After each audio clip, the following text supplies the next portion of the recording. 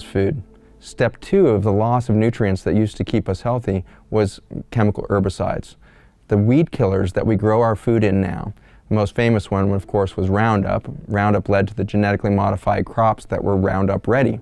We genetically modified these crops so they could handle this weed killer. We now spray somewhere between 2 and 5 billion kilograms of that chemical worldwide.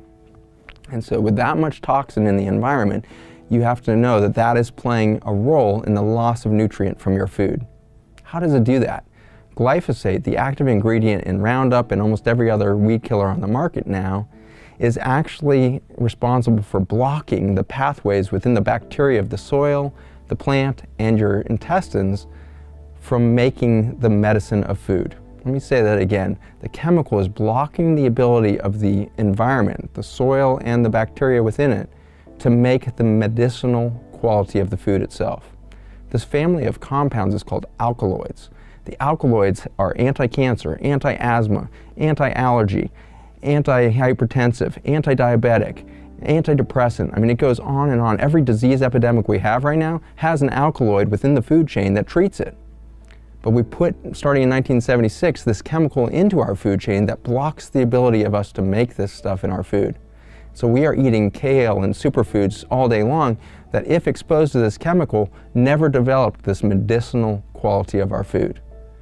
For 5,000 years, medicine is famous for saying, "Let thy food be thy medicine." Hippocrates himself, the father of what we consider modern medicine, and way before him, the famous Chinese medicine philosophies were saying, "Let thy food be thy medicine."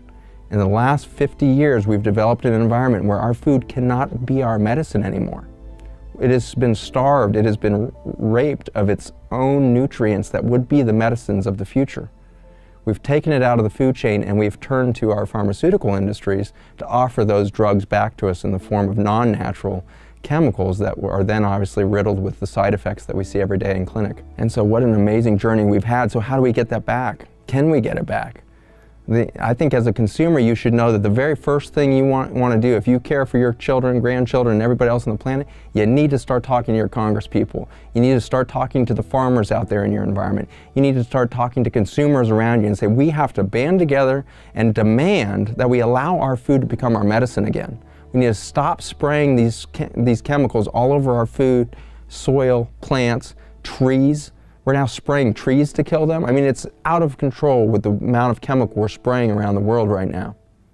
We need to band together and stop this process so that our food can regenerate, so our food can relive the opportunity to become our medicine again.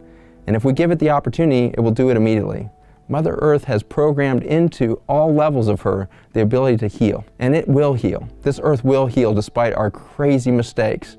But you gotta start getting re-involved as a consumer, and the most powerful way you can do that is go grow a garden. If you grow just one tomato plant, you're making a statement. You're saying, I'm going to take back the opportunity to participate in the medicine of food. You're going to grow just a few plants, and then you're going to get, it's a slippery slope. Once you start growing things, it gets a little fun.